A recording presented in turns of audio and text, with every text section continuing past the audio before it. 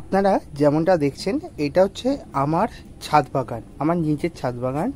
আমি আমার ছাদ বাগানের মধ্যে কি নতুন জিনিস অ্যাড করছি বা নতুন যে সমস্ত গাছ বসানো হয়েছে সেগুলোর আপডেটস এবং পুরাতন গাছের আপডেটস আজকে আপনাদের সামনে আমি তুলে ধরতে চলেছি। তাই ভিডিওটা সম্পূর্ণ দেখতে থাকুন, আপনারা অনেকটাই ধারণা পাবে একটা ছাদ বাগান করতে গেলে কোন কোন বিষয়ের প্রতি মাথায় রাখতে হয়, তার পাশাপাশি গাছের সুন্দর গ্রোথ কী করে করাবে এবং এই সময় কি সবজি গাছের বীজ আমরা প্রতিস্থাপন করতে পারি, তার পাশাপাশি আমরা গাছের কি পরিচর্যা করব যাতে আমাদের গাছে প্রচুর পরিমাণে ফ্রুটিং করে এবং তার পাশাপাশি গাছ থেকে আমরা প্রচুর পরিমাণে ফুল পেতে পারি।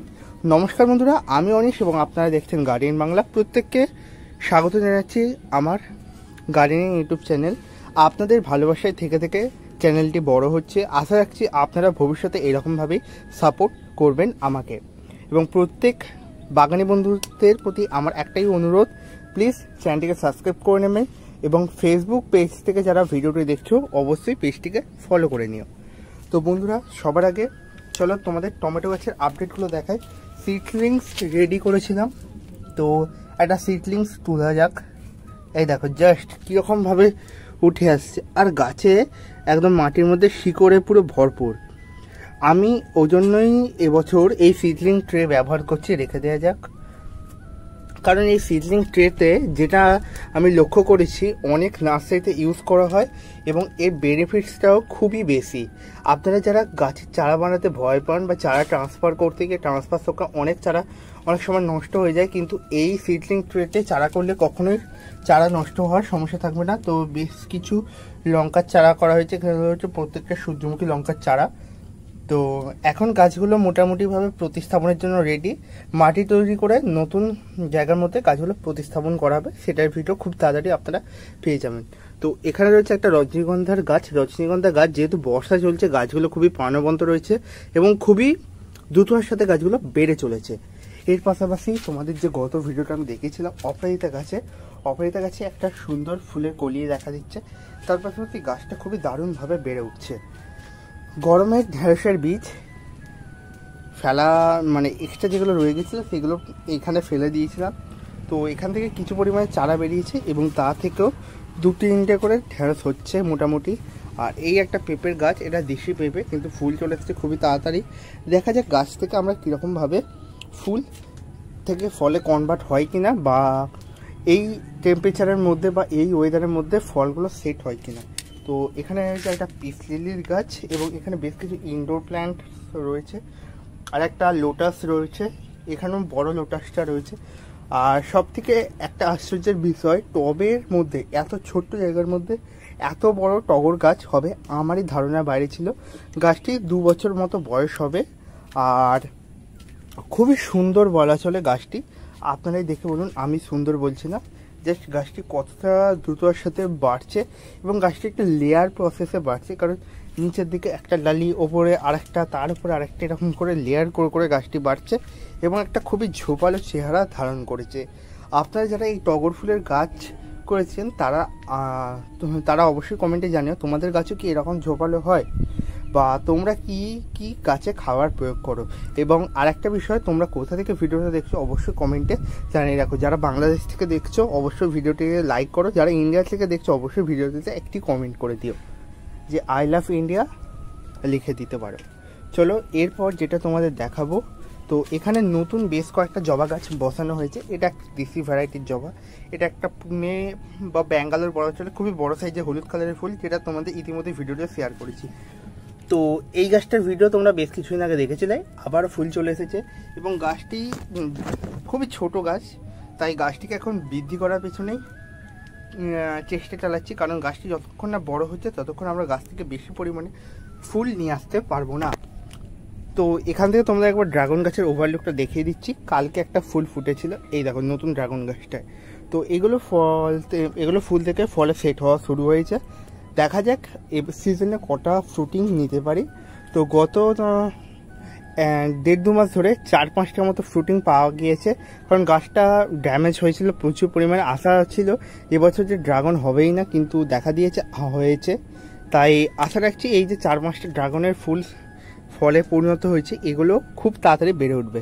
তো এই একটা পেঁপের গাছ দেখুন, এটা একটু হাইব্রিড প্রজাতির পেঁপের গাছ, তাতেও ফুল চলে এসেছে, খুবই সুন্দরভাবে বেড়ে উঠছে। এবার অনেকের মনে প্রশ্ন, মাটি কী করে বানাচ্ছ? মাটি নর্মাল কম্পোস্ট, কোকোপিট বা কাঠের গুঁড়ো বা ধানের চিটা, এর সাথে মাটি সম পরিমাণে সমস্ত জিনিসগুলো ভালো করে মিশিয়ে নিয়ে তাতে 1 চামচ করে হাড় গুঁড়ো, নিমখোল তোমরা দিতে পারো 10 ইঞ্চি টপ হলে। এবং আমি যেহেতু বড় কন্টেনারের মধ্যে করছি, এখানে আমি 100 গ্রাম করে হাড় গুঁড়ো, নিমখোল, শিংকুচি দিয়েছি। এতে খুব সুন্দরভাবে মাটিটা ভুরভুরে রেডি হয়েছে, এটা গাছের বৃদ্ধিতে অনেক অনেক সাহায্য করছে। তো বন্ধুরা, তোমরা একটা ভিডিওতে দেখেছিলে যেটা আমি সবজির বীজ বসিয়েছিলাম। তো এই দেখো, লাউ জার্মিনেট হয়েছে। এখানে আমি 4টে বীজ বসিয়েছিলাম, 4টের মধ্যে 3টে বীজ খুবই সুন্দরভাবে জার্মিনেট হয়েছে। এর পাশাপাশি অন্যান্য যে সমস্ত বীজ বসিয়েছিলাম, এখানে যে বীজগুলো বসিয়েছিলাম সেই বীজগুলো একটাও জার্মিনেট হয়নি। বিনসের বীজ মূলত মনে হচ্ছে বীজের কোয়ালিটিটা খুব একটা ভালো ছিল না। আশা রাখছি কিছুদিন পরে আবার তোমাদের বীজ বসিয়ে তোমাদের দেখাতে পারবো। তো বন্ধুরা, এরপর চলে আসছি আরেকটা পেঁপে গাছের পাশে। এই একটা রেড লেডি পেঁপের গাছ দারুণভাবে গ্রোথ নিচ্ছে, প্রচুর সংখ্যক ফুল এসেছিল, কিন্তু এই গরমের মধ্যে একটাকেও ফুলকে দাঁড় করানো যায় না, ফলে পরিণত হয়নি। ফলে একটা পরিণত হয়েছিল যা, সেটাও ঝরে পড়ে গেছে। আর পেঁপে গাছে এই সমস্যাটা দেখা দিচ্ছে, যদি কেউ এর সমাধান জানো অবশ্যই কমেন্ট করে জানিয়ে দিও, কারণ আমি এই সমস্যাটা ইদানিংকালে লক্ষ্য করছি। আমার যে সমস্ত পেঁপে গাছগুলো রয়েছে বেশিরভাগ গাছগুলোতে এরকম দেখা দিচ্ছে, জমির গাছগুলোতেও তাই সেম অবস্থা।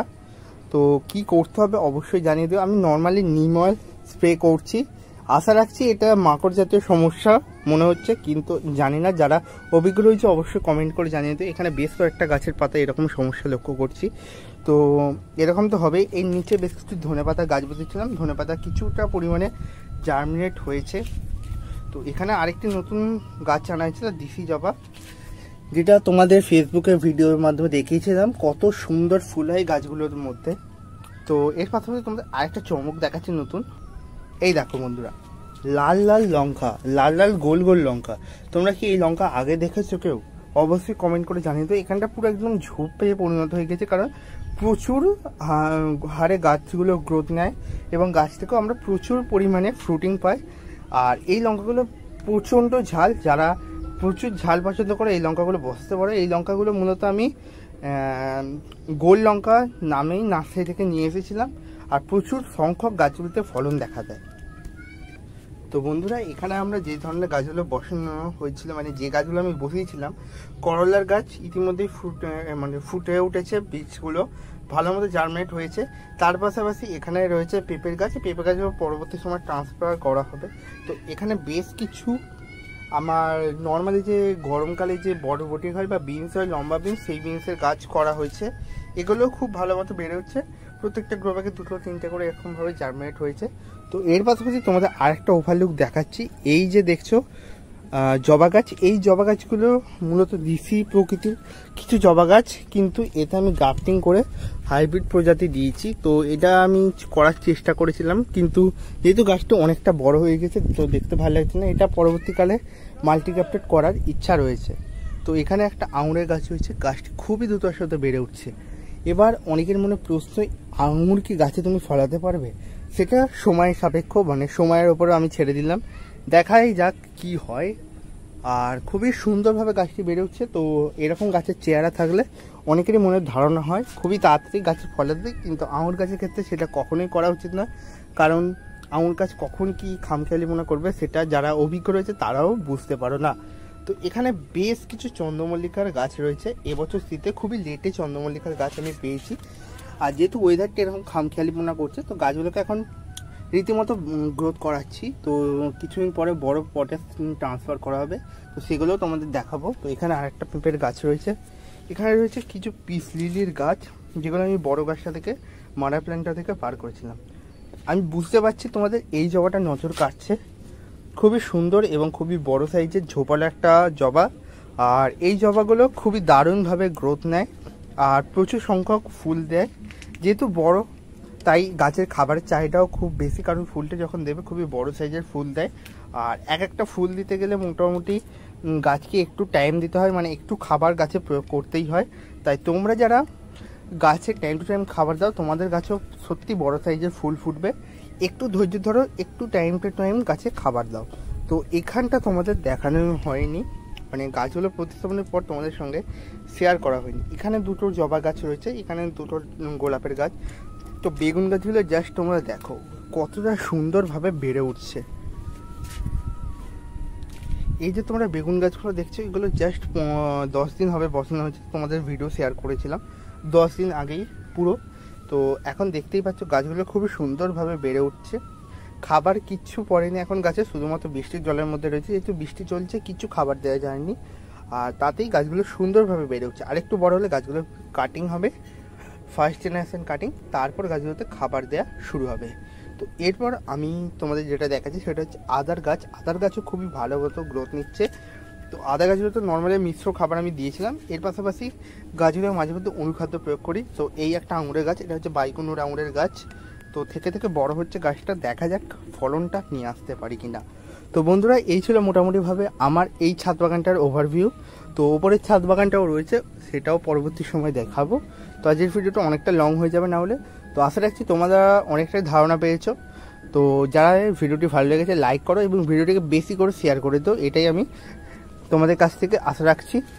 তো অসংখ্য ধন্যবাদ বন্ধুরা। আশা রাখছি তোমাদের দুর্গা পুজোটাও যেমন আনন্দ করে কেটেছে, তো কালী পুজোটাও কাটবে, এবং লক্ষ্মী পুজো রয়েছে গত পরশু দিন, খুবই আনন্দ করে কাটাও। প্রত্যেকে ভালো থেকো।